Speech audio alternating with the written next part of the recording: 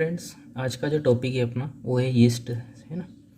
तो आज इस टॉपिक में अपन क्या क्या कवर करेंगे, यीस्ट के बारे में, उसका वर्गीकरण यानी क्लासिफिकेशन, और आवास और संरचना यानी उसकी स्ट्रक्चर, और जनन रिप्रोडक्शन, और एक और है इसका यीस्ट का आर्थिक महत्व और अन्य महत्वपूर्ण जानकारियाँ। ठीक, सबसे पहले आता है इसका वर्गीकरण यानी क्लासिफिकेशन। इसका जो जगत है वो है पादप और उप जगत है थेलोफाइटा। फाइलम इसका ह्यूमाइकोफाइटा है और वर्ग है एस्कोमाइसिटीज। उपवर्ग है हेमीएस्कोमाइसिटीज और गण है एंडोमाइसिटीज। कुल है सेक्रोमाइसिटीज और वंश है इसका सेक्रोमाइसिटीज। कुल सेक्रोमाइटिसिटी है। ठीक है,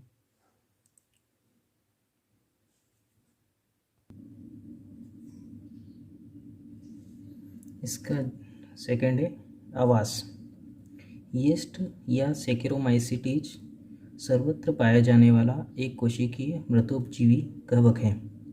इनमें कवक जाल का अभाव होता है। यह प्रायः शर्करायुक्त कार्बनिक पदार्थ जैसे गन्ना, अंगूर, खजूर व ताड़ी के रस तथा दूध इत्यादि में अधिकतर पाया जाता है। इसके अतिरिक्त यह विभिन्न किण्वित खाद्य पदार्थों तथा पके हुए फलों के में भी उपस्थित होता है। इसकी कुछ जातियां परजीवी के रूप में प्राणी, पौधे तथा मनुष्य में भी पाई जाती हैं और यह रोग उत्पन्न करती हैं। ठीक है, नेक्स्ट है इसकी स्ट्रक्चर यानी संरचना। यीस्ट एक कोशिकीय तथा यूकेरियोटिक प्रकार की कवक होती हैं जो एस्कोमाइसिटीज का अल्प विकसित सदस्य हैं। इसमें कवक जंतु तथा फलनकायों की अनुपस्थिति होती है। आकार में अंडाकार या गोलाकार तथा इनकी चौड़ाई लगभग 1 माइक्रोन से 5 माइक्रोन तक और लंबाई 5 माइक्रोन से 30 माइक्रोन तक होती है। यीस्ट को सर्वप्रथम एंटोनी वॉन ल्यूवेनहॉक ने देखा था। यीस्ट को शर्करा कवक भी कहते हैं क्योंकि यह शर्करा वाले माध्यम में तीव्रता से वृद्धि करती है। इसी कारण इसका वास्तविक नाम सेक्रोमाइसीज तथा फंगी है ना। यीस्ट की कोशिका भित्ति में सेल्यूलोज का अभाव होता है। कोशिका भित्ति में प्रोटीन 6 से 8% और लिपिड 8.5 से 13.5% तथा काइटिन 1 से 2% होता है। प्रोटीन में मुख्यतः इन्वर्टेज या हाइड्रोलेजेस एंजाइम होते हैं। इन सभी में से मुख्य घटक के रूप में ग्लूकोन 30 से 34% व मेनन 30% होता है नामक पॉलीसेकेराइड होते हैं, जैसे कि चित्र में दर्शाया गया है ये इसमें, है ना। कोशिका भित्ति के अंदर पतली कोशिका झिल्ली होती है तथा कोशिका द्रव्य 2 भागों में विभक्त होता है। बाहरी क्षेत्र में कोशिका द्रव्य की पतली परत होती है जिसे एक्टोप्लास्ट कहते हैं और अंदर का क्षेत्र कणिकामय होता है जिसे एंडोप्लास्ट कहते हैं। कोशिका द्रव्य में माइक्रोकांड्रिया, अंतःप्रद्रवी जालिका तथा अनेक राइबोसोम्स होते हैं। संचित खाद्य पदार्थ ग्लाइकोजन, वोल्यूटन, कण तथा वसा के रूप में कोशिका के द्रव्य में उपस्थित होते हैं। कोशिका द्रव्य में उपस्थित रिक्तिका तथा केंद्रक की स्थिति व प्रकृति विवादास्पद है। इसके संबंध में अनेक विचारधारणाएं हैं, किंतु मुख्य धारणाएं निम्न प्रकार से हैं। पहली है कोशिका के केंद्र में स्थित रचना केंद्रक हैं, जैसे एलेक्सोपोलस के अनुसार भी यह रिक्तिका युक्त केंद्रक हैं जिसे क्रोमेटिन का जाल व केंद्रिक होता है। इसके साथ ही केंद्रक से लगा हुआ तारककाय होता है।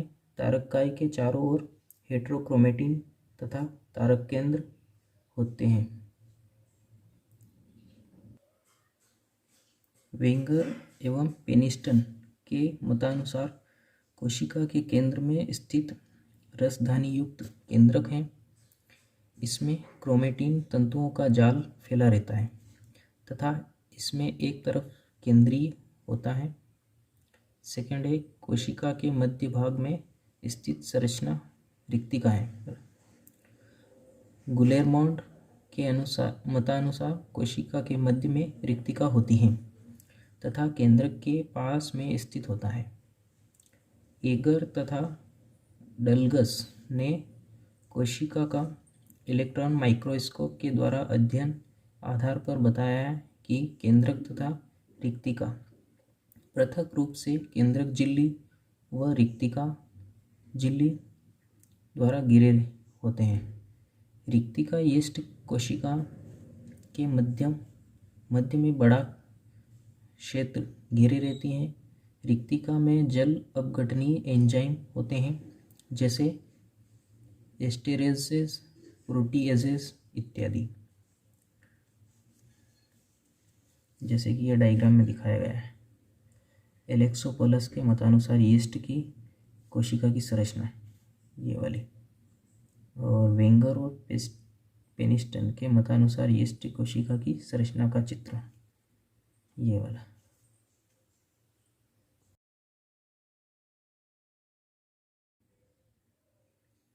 प्रयोगशाला में यीस्ट को प्राप्त करने के लिए पावरोटी के टुकड़े को पॉस्चर के घोल में भिगोकर रख दिया जाता है तथा पॉस्चर घोल को फ्लास्क में रखकर रुई में डाट लगाकर बंद करके किसी गर्म स्थान पर रख देते हैं। इस घोल में 419 ग्राम जल के अंदर निम्न पदार्थ घोले जाते हैं: अमोनियम नाइट्रेट 5 ग्राम, पोटेशियम फास्फेट 1 ग्राम, कैल्शियम फास्फेट 0.5 ग्राम और मैग्नीशियम सल्फेट 0.1 ग्राम, और शक्कर है 75 ग्राम यानी शुगर। नेक्स्ट टॉपिक आता है इसका रिप्रोडक्शन। यीस्ट में जनन क्रिया कायिक तथा लैंगिक दो विधियों द्वारा होती है। फर्स्ट है कायिक जनन। इस प्रकार की जनन क्रिया अनुकूल परिस्थितियों में व ऑक्सीजन व खाद्य सामग्री की अधिकता के समय होती है। कायिक जनन मुख्यतः मुकुलन तथा विखंडन विधि द्वारा होता है। इस जनन को अलैंगिक जनन भी कहते हैं। नेक्स्ट है मुकुलन द्वारा। यह क्रिया सेकेरोमाइसीटीज की अनेक जातियों में पाई जाती है, इसी कारण इन्हें मुकुलन यीस्ट भी कहते हैं। क्रिया के दौरान विशिष्ट एंजाइम के कारण कोशिका भित्ति किसी विशिष्ट स्थान पर मुलायम हो जाती है। यीस्ट कोशिका के दबाव के कारण इस स्थान पर बाहर की ओर एक छोटा सा मुकुल उभार बन जाता है। इसी समय मात्र कोशिका यीस्ट का केंद्रक सूत्री विभाजन द्वारा विभाजित होकर एक केंद्रक तथा कुछ कोशिका द्रव्य उभार या मुकुल में पहुंच जाता है। कुछ वैज्ञानिकों के अनुसार केंद्रक का विभाजन असूत्री होता है। इसे मात्र यीस्ट कोशिका पर छोटी सी यीस्ट कोशिका या मुकुल बन जाता है। इस प्रकार की क्रिया निरंतर होते रहने से मुकुल की एक श्रृंखला बन जाती है। इस श्रृंखला को आभासी कवक जाल कहते हैं। इस अवस्था में यदि शर्करा घोल को हिला दिया जाए तो श्रृंखला में से सभी कोशिकाएं पृथक हो जाती हैं, जैसे कि ये चित्र में दिखाया गया है। ये यहाँ से अलग हो रही है ना। यीस्ट की मुकुलन द्वारा जनन में विभिन्न अवस्थाएं। नेक्स्ट है विखंडन द्वारा। इस क्रिया में कोशिका की लंबाई बढ़कर मध्य में एक अनुप्रस्थ भित्ति बन जाती है तथा केंद्रक व कोशिका द्रव्य दो भागों में विभाजित हो जाता है। इससे दो कोशिकाओं का निर्माण हो जाता है। जिन जातियों में विखंडन द्वारा जनन होता है उन्हें विखंडी यीस्ट कहते हैं। जैसे सेकेरोमाइसीज ऑक्टोस्पोरस है ना, ये वाला यीस्ट में मुकुलन द्वारा, ये वाला है, यीस्ट में मुकुलन द्वारा आभासी कवक जाल का निर्माण, ये इसमें, और विखंडन विभाजन द्वारा, ये जो विखंडन जनन हो रहा है इसमें। नेक्स्ट है आपका टॉपिक अपना लैंगिक जनन यानी सेक्सुअल रिप्रोडक्शन। यह जनन प्रतिकूल परिस्थितियों विशेषकर खाद्य सामग्री की कमी के समय होता है। यीस्ट में जननांगों तथा युग्मकों का अभाव होता है। इनमें संयुग्मन होता है। यह संयुग्मन या तो दो यीस्ट कोशिकाओं के बीच या दो एस्कोस्पोर के बीच में होता है।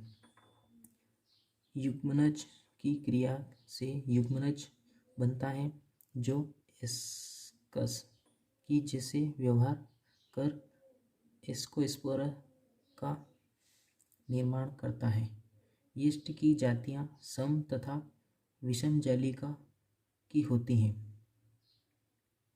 जैसे कि चित्र में दिखाया गया है। विभिन्न प्रकार की यीस्ट में एस्को बीजाणु के प्रकार, जैसे शाइजो सेकेरोमाइसीज ऑक्टोपोरेसस है ना, ए में ये अलग हो रहा है। उसके बाद है हेंसुला, ये हेंसुला। उसके बाद है निमेटोस्पोर फेसियोलाई, इसमें भी अलग हो रहे हैं। आगे चलते हैं अपने गुलेरमोंड के अनुसार